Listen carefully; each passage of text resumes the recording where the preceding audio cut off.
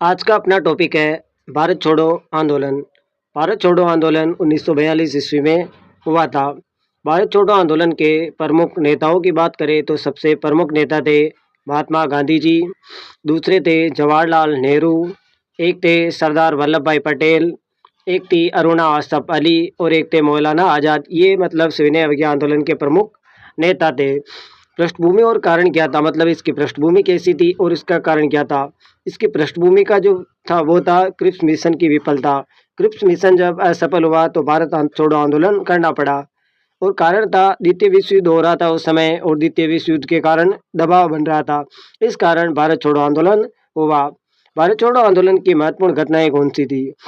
तो भारत छोड़ो आंदोलन की जो महत्वपूर्ण घटना है, इसकी शुरुआत 8 अगस्त 1942 को एक आंदोलन के रूप में शुरू हुई और 9 अगस्त 1942 को ऑपरेशन जीरो आवर का ये एक हिस्सा बन गया और इसमें एक नारा दिया गया जिसका नाम था करो या मरो, या तो कुछ करो या फिर अंग्रेजों के सामने समर्पण कर दो। इसका परिणाम ये हुआ कि मतलब अंग्रेजों की नींव हिल गई, अंग्रेजों को मजबूर होना पड़ा भारत छोड़ने के लिए। स्वतंत्रता की दिशा में ये एक बहुत बड़ा प्रयास था। समानांतर सरकारें मतलब अब धीरे धीरे मतलब अंग्रेजी राज का समाप्त होना दिखाई दे रहा था। स्थान कौन सा था? तो मुंबई का ग्वालियर टैंक मैदान था जहां से इस आंदोलन की शुरुआत की गई। इस आंदोलन के महत्वपूर्ण नारे की बात करें तो वो था करो या मरो का नारा और यह आंदोलन वर्ष 1942 में शुरू हुआ था और इसी आंदोलन के कारण ही हमें आज़ादी दिलाने में इसकी सबसे बड़ी भूमिका मानी जाती है।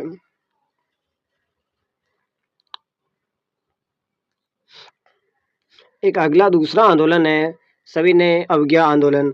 सविनय अवज्ञा जो आंदोलन है वो मुख्य रूप से 1930 में हुआ था। सविनय अवज्ञा आंदोलन का मुख्य उद्देश्य था दांडी मार्च और नमक कानून को तोड़ना। दांडी यात्रा जो 12 मार्च से 6 अप्रैल 1930 तक चली। सविनय अवज्ञा के प्रमुख नेताओं की बात करें तो इसमें एक तो थे महात्मा गांधी जी, एक थी सरोजिनी नायडू, एक थे खान अब्दुल गफ्फार खान जिन्हें सीमांत गांधी के नाम से भी जाना जाते और एक थे श्री राजगोपालाचारी। ये चारों ही सविनय अवज्ञा आंदोलन के मुख्य नेता थे। इस आंदोलन का मुख्य उद्देश्य क्या था कि पूर्ण स्वराज्य की मांग यानी अपने देश का एक कानून हो और अन्यायपूर्ण कानूनों का विरोध करना। इस आंदोलन के तौर तरीके क्या थे? इस आंदोलन के तौर तरीकों की बात करें तो पहला उद्देश्य था नमक कानून को तोड़ना, जो नमक पर टैक्स है उसको हटाना, विदेशी वस्तुओं का बहिष्कार करना यानी स्वदेशी अपनाना, अंग्रेजों को कर नहीं देना और शराब की दुकानों पर धरना देना। ये चारों ही प्रमुख उद्देश्य थे। परिणाम और समझौतों की बात करें तो इसमें गांधी और इरविन के बीच एक समझौता हुआ 1931 में और द्वितीय गोलमेज सम्मेलन भी इसी के अनुरूप होता है। क्षेत्र विस्तार की बात करें तो इसमें जो पेशावर संगठन था उसका नाम था खुदाई खिदमतगार और तमिलनाडु के अंदर इसका नाम था वेदरण्यम मार्च। ये था सविनय अवज्ञा आंदोलन।